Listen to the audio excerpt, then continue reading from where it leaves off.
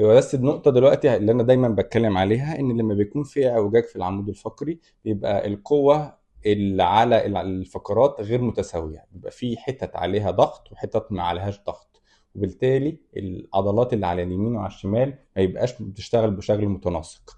فده بيعمل ألم مزمن للناس اللي عندهم المشكلة دي. دايما اللي عنده اعوجاج في العمود الفقري بيشتكي بألم في حتت معينة، مهم. حتت معينة دي بيبقى عليها ضغط.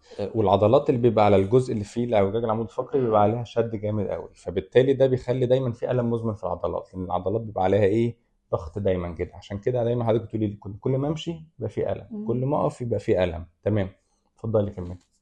حاليا دلوقتي انا بعد العمليه الدنيا اتحسنت معايا كتير. لسه ننط على طول على العمليه الاول، يعني إيه دلوقتي وقت ما احنا قررنا نعمل عمليه كان ايه اللي بتفكري فيه يعني؟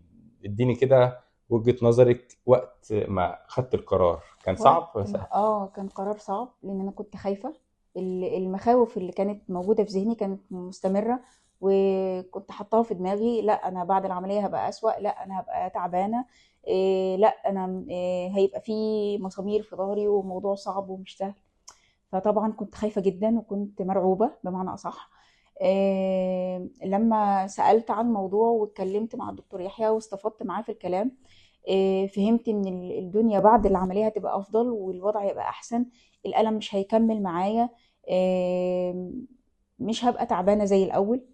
وفعلا ده اللي حصل وقت ما أخدنا قرار ثانية إن واحدة احنا قبل ما نعمل العملية. تكملي. اتفضل. وطبعا دي فيها هنا نقطة معينة، إن هي عدد الفقرات اللي هنعمل لها تثبيت دي بتفرق قوي في الريكفري، او يعني ترجع لطبيعتك ازاي. احنا بنحاول نقلل عدد الفقرات اللي بنعمل لها تثبيت، بحيث ان احنا كل ما يقلوا كل ما فرصة حضرتك ان انت تتعافي اكتر. ودي بيبقى ليها حسبة معقدة هندسيا يعني، نشوف اكتر فقرة متحركة، وامتى نقدر نقف في الفقرة دي من غير ما نأثر على التوازن العام بتاع الجسم. وده البالانس ده بيبقى صعب، لكن الحمد لله احنا قدرنا نحققه في حالة حضرتك، ان احنا ثبتنا عدد فقرات قليل، مم. وفي نفس الوقت قدرنا نحل المشكلة كلها.